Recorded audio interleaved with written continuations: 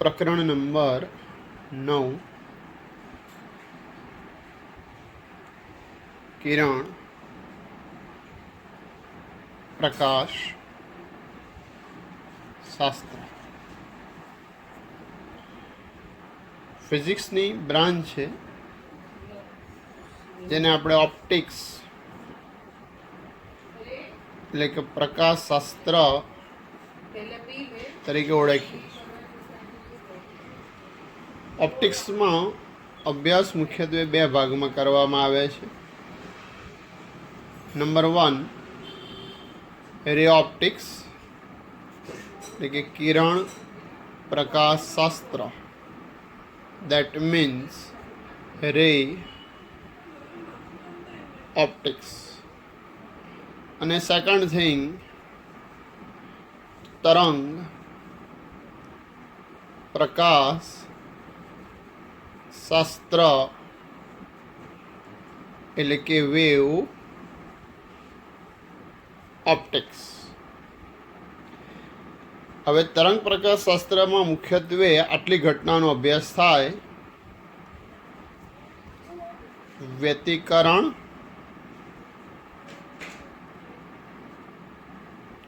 વિવર્તન અને ધ્રુવીભવન. જ્યારે કિરણ પ્રકાશ શાસ્ત્રમાં તમે 10મામાં અભ્યાસ થોડો ઘણો કર્યો છે. પરાવર્તન અને વક્રીભવનનો અભ્યાસ થાય. સાથે સાથે ઓપ્ટિકલ ઇન્સ્ટ્રુમેન્ટ, પ્રકાશીય ઉપકરણો જેવા કે ટેલિસ્કોપ અને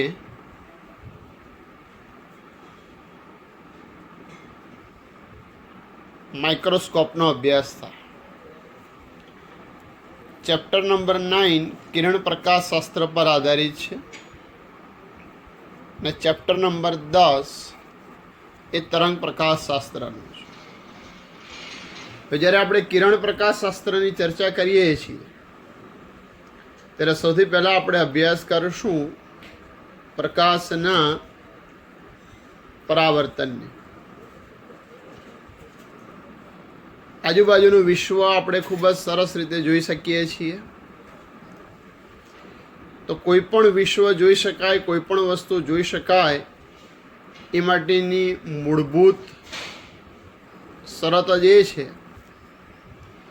કે જે તે વસ્તુ પર પ્રકાશના કિરણો આપાત થાય અને આપાત થઈ પરાવર્તન પામે અને પરાવર્તન પામીને આપણી આંખમાં પ્રવેશે છે અને એના કારણે જે તે વસ્તુ આપણે જોઈ શકીએ છીએ. અંધારાની અંદર આપણે જોઈ નથી શકતા. એનું કારણ એ છે કે અંધારામાં પ્રકાશ હોતો જ નથી, તેથી દિવાલ પર આપાત ન થાય, પરાવર્તન પણ ન થાય, આપણી આંખમાં ન પ્રવેશે, તેથી જોઈ ન શકાય. પરાવર્તન મુખ્યત્વે આપણે બે પ્રકારના છે. પહેલું નિયમિત પરાવર્તન.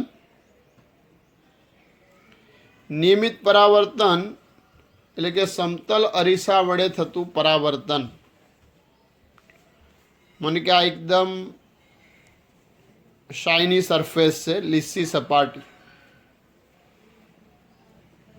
આ લીસી સપાટી પર પ્રકાશના કિરણો, લીસી સપાટી એટલે પ્લેન મિરર આપણે ગણી શકીએ,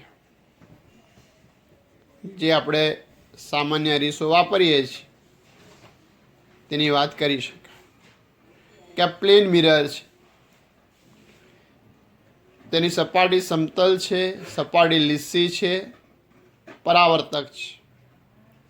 આ સપાટી પર પ્રકાશના કિરણો આપાત થાય છે અને આપાત થઈને પરાવર્તન પામે છે. તો અહીં આપ જોઈ શકો છો કે પરાવર્તન પછી પણ આ પ્રકાશના કિરણો એકબીજાને સમાંતર જ છે. જ્યારે બીજા પ્રકારનું પરાવર્તન આપણે વિચારીએ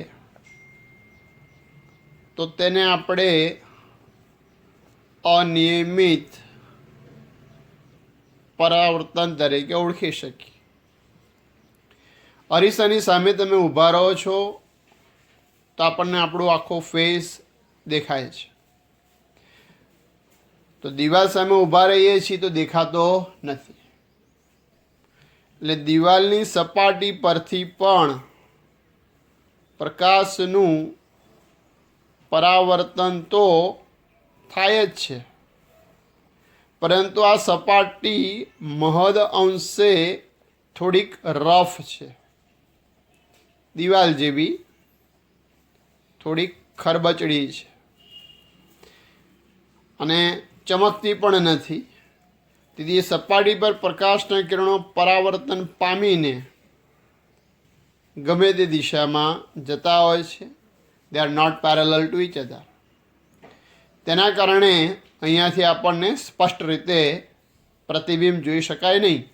હા, પ્રકાશ પાછો પડે પરંતુ પ્રતિબિંબ ન મળે. તો આ થઈ ગયું તમારી પાસે નિયમિત અનિયમિત પરાવર્તન. હવે આપણે સમતલ અરીસા વડે થતા પરાવર્તન માટેના કેટલાક નિયમો જાણીએ. સમતલ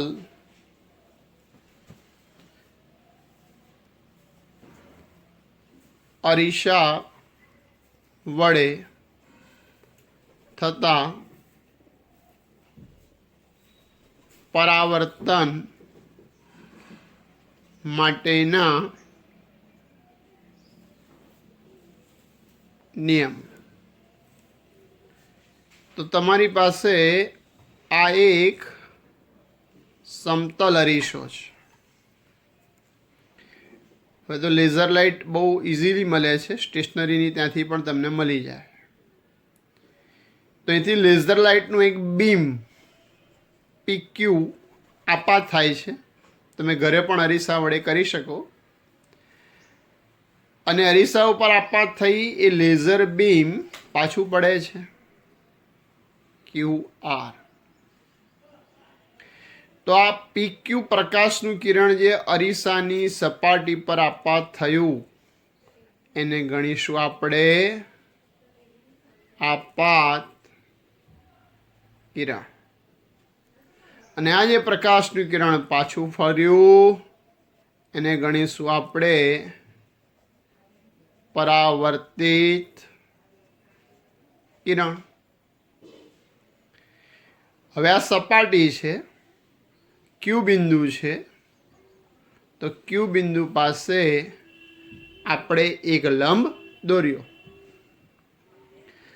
હવે અહીં તમે જોઈ શકો છો કે અહીંયા એક ખૂણો બને છે. આ લંબને નામ આપી દઈએ QM.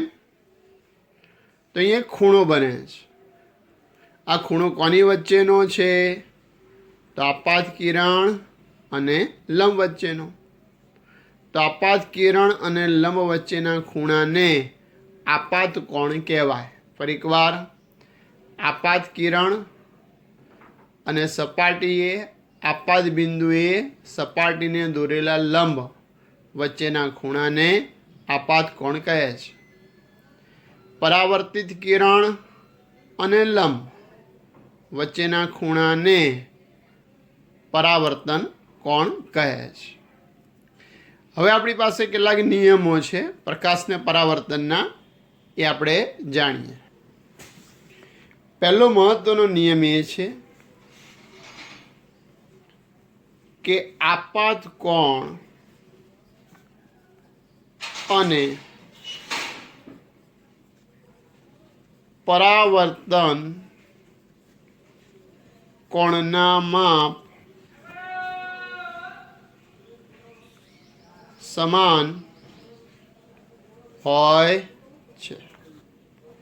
એટલે કે આપાત કોણ I બરાબર પરાવર્તન કોણ R.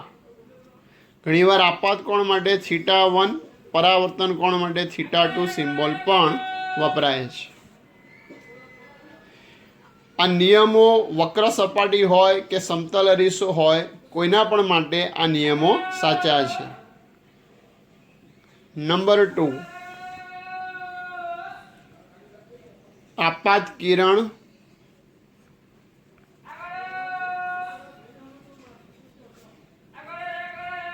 પરાવર્તિત કિરણ અને લંબ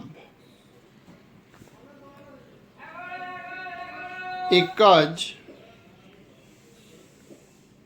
માધ્યમમાં એક જ સમતલમાં હોય છે. ત્રીજું, આપાત કિરણ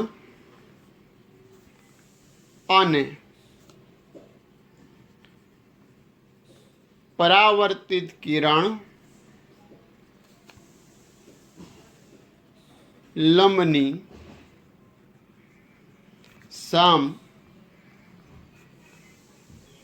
સામેની બાજુએ હોય છે. તો 2 માર્કમાં પૂછી શકે છે. આકૃતિનો અડધો માર્ક અને 3 નિયમો દરેકનો અડધો અડધો અડધો, આ રીતે 2 માર્કનો પ્રશ્ન થયો. તો આમ આ ટોપિકમાં આપણે જાણ્યું કે પ્રકાશશાસ્ત્રનો અભ્યાસ 2 રીતે થાય: કિરણ પ્રકાશશાસ્ત્ર અને તરંગ પ્રકાશશાસ્ત્ર. કિરણ પ્રકાશશાસ્ત્રમાં પ્રકાશને કિરણ સ્વરૂપે લઈ પરાવર્તન, વક્રીભવન જેવી ઘટનાનો અભ્યાસ થાય. ટેલિસ્કોપ, માઇક્રોસ્કોપ જેવા ઉપકરણોનો અભ્યાસ થાય. તરંગ પ્રકાશશાસ્ત્રમાં પ્રકાશને તરંગ સ્વરૂપે લઈ વ્યતિકરણ, વિવર્તન અને ધ્રુવીભવન જેવી ઘટના સમજી શકાય. સાથે આપણે એ પણ જોયું કે આજુબાજુના આપણે દ્રશ્યો જોઈ શકીએ છીએ, એની પાછળનું મુખ્ય કારણ છે સપાટી પરથી પરાવર્તિત થયેલો પ્રકાશ આપણી આંખમાં પ્રવેશે છે.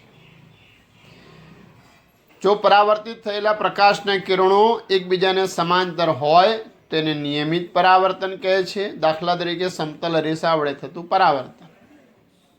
પરંતુ ખરબચડી સપાટી જેમ કે દિવાલ છે, તેના ઉપરથી પરાવર્તિત થયેલા પ્રકાશના કિરણો એકબીજાને સમાંતર હોતા નથી.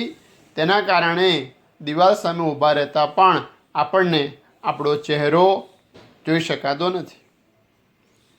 સમતલ અરીસા વડે થતા પરાવર્તન માટેના કેટલાક નિયમો. તો આકૃતિમાં સમતલ અરીસો છે. પ્રકાશનું કિરણ આપાત થાય છે, ક્યુ પરથી પરાવર્તન પામે છે. ક્યુ આપાત બિંદુ છે.